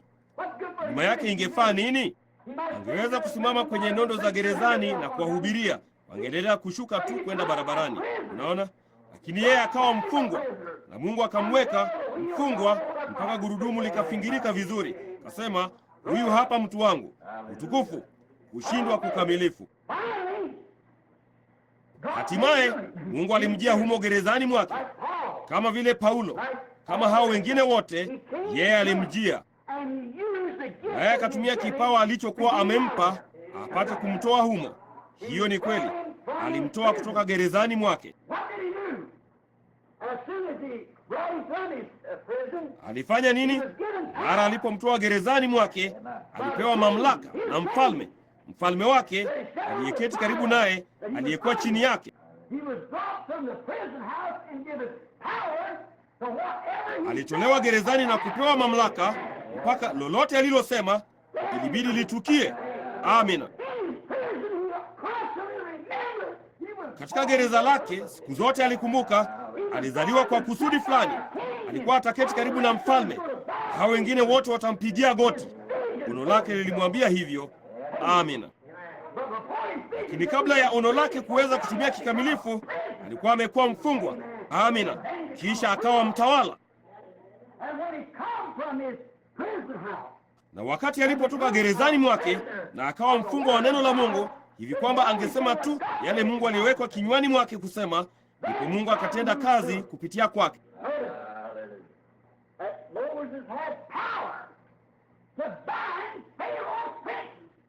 Angalieni ya kwamba Musa alikuwa na nguvu za kuwafunga wana wa Farao alivyotaka. Ukiwaambia mlima huu ng'ooka, alikuwa na nguvu za kuwafunga wana wa Farao, kama wao walikuwa ni mashemasi ama wazee ama walikuwa wawakilishi wa nchi ama chochote walichokuwa. Yeye alisema ninawafunga, nao wakafungwa. Jambo lilikuwa ndilo hilo. Angeweza kufanya hivyo kwa neno lake mwenyewe, kwa mapenzi yake mwenyewe. Amina. Utukufu kwa Mungu. Lo, nina kama tu dakika 3 zaidi, kwa hiyo ninatimiza neno langu. Sasa tunaona ya kwamba yeye alifanyika mfungwa kwa Mungu, kutoka kwa mfungwa wa ulimwengu. Kutoka Paulo vivyo hivyo, naye Musa vivyo hivyo, kutoka kwa mfungwa wa mawazo yake mwenyewe akawa mfungwa wa Mungu. Ndipo wakati alipotoka alikuwa na nguvu za Mungu. Wakati alipofanyika Paulo, wakati yale mawazo ya kale ya Musa aliyasalimisha na kuvuliwa hayo, alifanyika mfungwa wa neno la Kristo. Angesogea tu popote. Unasema ati Kristo alihesabu ushutuma ya Kristo kuwa ni utajiri mkuu kuliko hazina za Misri. Kwa hiyo yeye alikuwa ni mfungwa wa Kristo kama tu Paulo alivyokuwa. Kumbukeni, hao wote watatu walikuwa ni manabii. Unaona, ilibidi wavuliwe kabisa mawazo yao wenyewe kusudi wafanyike wafungwa kwa mapenzi na njia za Mungu. Halafu tunakumbuka sasa ya kwamba yeye alikuwa na nguvu za kufunga kwa neno lake mwenyewe. Alikuwa na nguvu za kufungua kwa neno lake mwenyewe. Angeweza kusema, ninakufungulia katika jina la mfalme wangu. Amina.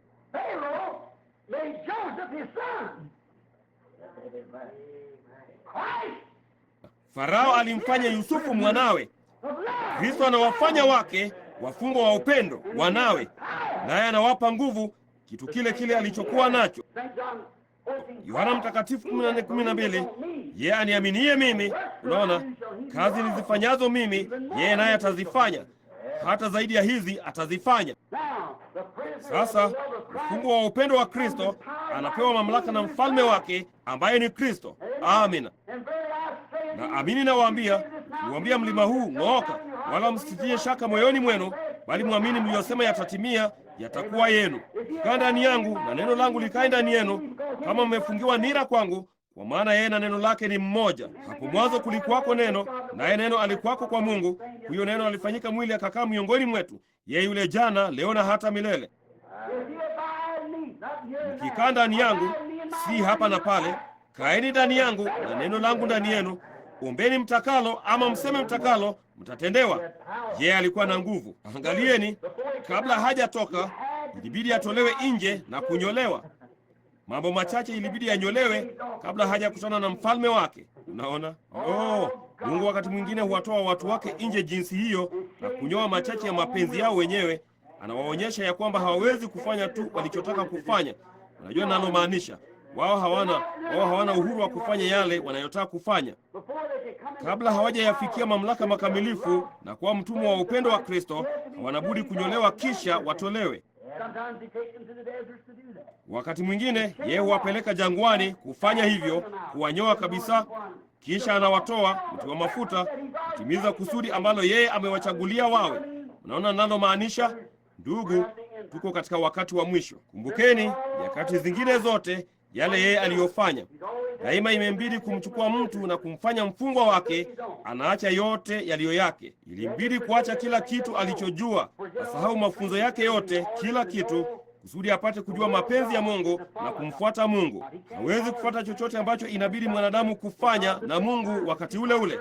Ni kinyume sana, kimoja kwa kingine. Huwezi kuwa unaenda mashariki na magharibi wakati ule ule. Huwezi kuwa unaenda kulia na kushoto wakati ule ule. Huwezi kuwa unafanya mema na mabaya wakati ule ule. Huwezi kuwa unamfuata Mungu na mwanadamu kwa wakati huo huo. La, Bwana, ama unamfuata Mungu au unamfuata mwanadamu.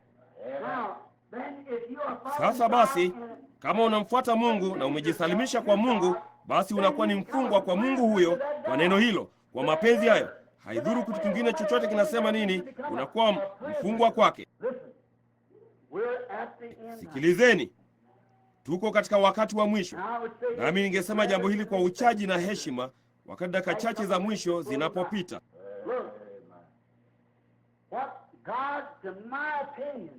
Angalieni kile Mungu, kwa maoni yangu, atakachofanya na hana budi kufanya na atafanya katika siku hizi za mwisho ni kupata chombo cha kuvunia.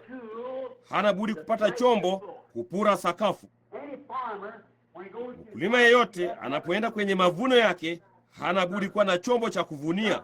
Hakika hana budi kuwa na mundu mkali ama chochote kile, chombo fulani kupura nafaka, na mavuno yameiva.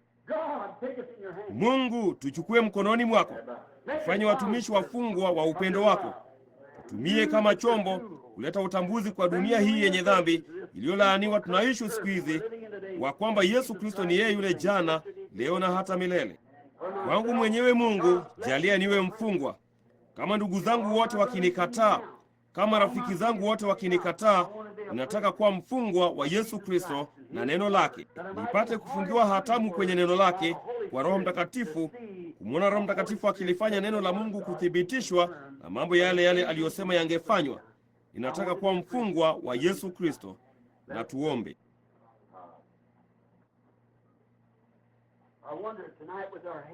Sijui usiku wa leo, huku vichwa vyetu vimeinamishwa, kama shauku hiyo tulionayo ya kuwa kitu kingine, ama labda ya jambo fulani ambalo huenda tukawazia kuwa kitu cha kichoyo. Sijui kama kwa namna fulani tusingeweza tu kuweka hilo kando. Sijui kama mvulana mdogo hapa usiku wa leo ataangalia huku aseme, nitakapokuwa mtu mzima nitakuwa kitu fulani. Sijui kama ungeweza kuyahisi mapenzi ya Mungu yakitenda kazi maishani mwako na kusema, la, mimi shauku zangu zimepotea sasa. Kwa siku chache zilizopita Roho Mtakatifu amekuwa akinena na mimi nataka kujitoa kwa Mungu, kuwa chombo cha kupuria kwa ajili ya siku hizi za mwisho. Msichana mdogo ambaye huenda akawa na shauku ya kuwa mama mzuri, ama labda kuwa maskini binti mrembo, ama labda siku moja kuifanya Hollywood kuwa ndiyo kazi yako.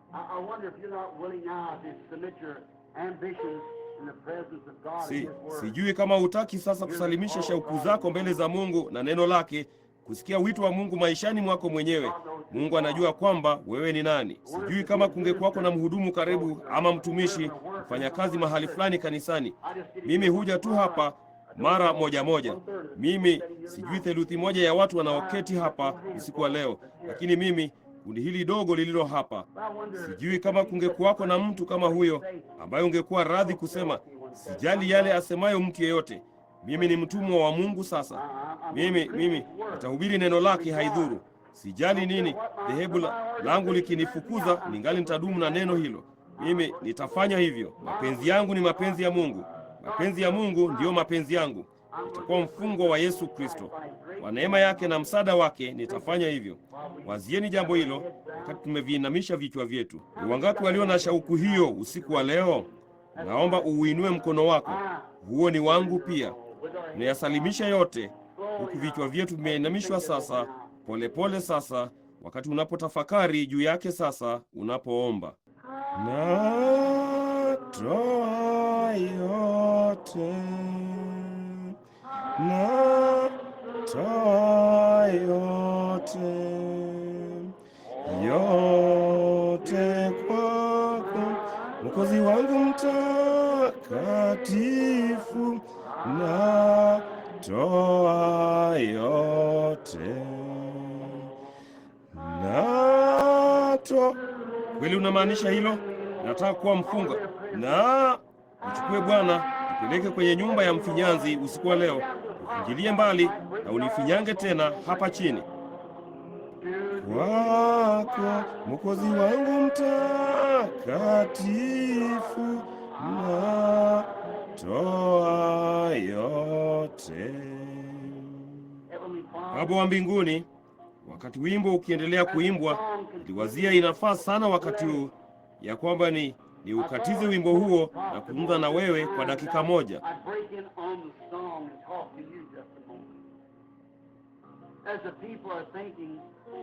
Wakati watu wakiwaza natoa yote, Baba, jalia tufanye jambo hili pamoja, na kana kwamba hii ndio nafasi yetu ya mwisho kulifanya.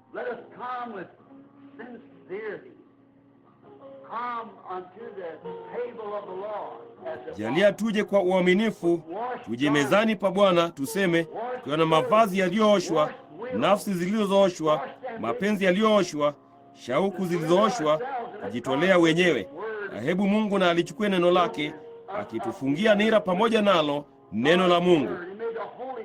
Pia jalia Roho Mtakatifu atuchukue sasa, tunapoisikia nira ikialika kuizunguka mioyo yetu. Tangu usiku wa leo na kuendelea, inakuchukua katika neno lako. Sasa usiwazie mawazo yako mwenyewe, wazia mawazo yangu, wazia mapenzi yangu, nitakuongoza.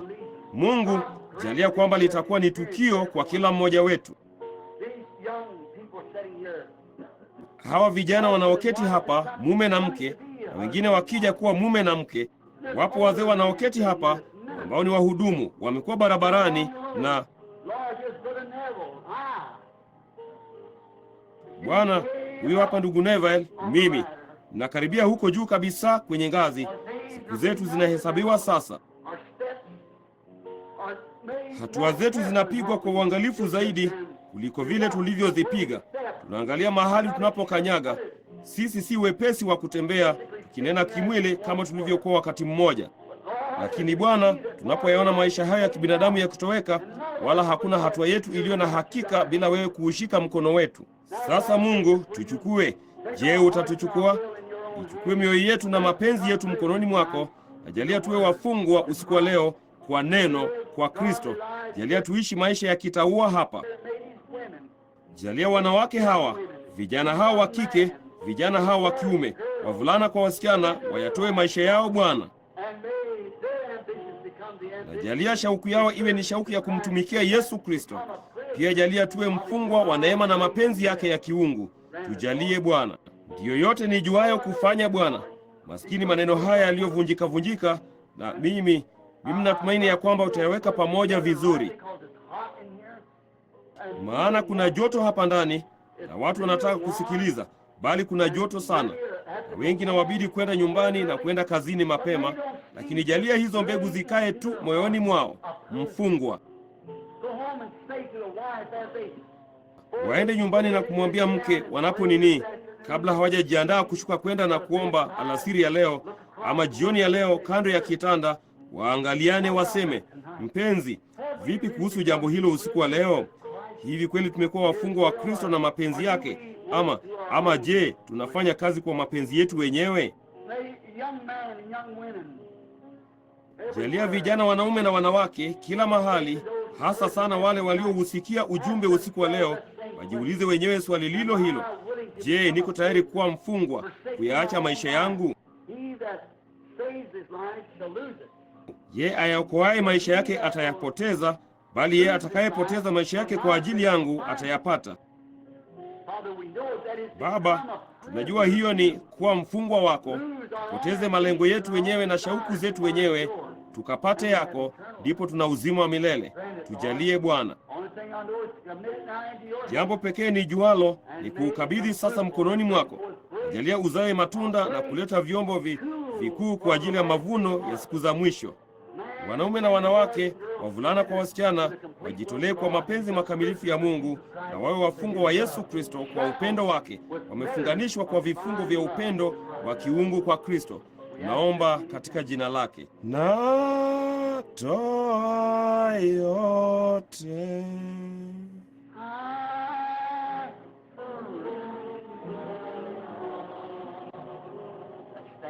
Na tusimame. Natoa yote, yote kwako wangu. Hebu na tuseme tu hilo tena, huku macho yetu yamefumbwa na mikono yetu imeinuliwa. say that again with her eyes closed and her hands up. Natoa yote, natoa yote, yote kwako, Mwokozi wangu mtakatifu, natoa yote. Sasa kama tutaviinamisha vichwa vyetu, na kabla ya wimbo wa kuwaruhusu muondoke haujaimbwa, wapeleka jina la Yesu, nitaomba ya kwamba ndugu huyu hapa, ninasahau jina lake, yule dada ambaye alishuhudia juu ya ono la giza linalokuja, ambaye aliponywa. Pia kumbukeni, alipoangalia tena, utaji huo ulikuwa umetoweka. Imani yake ilifanya hivyo. Turuhusu tuondoke kwa maombi, sivyo ndugu? Na utuombee baraka za Mungu.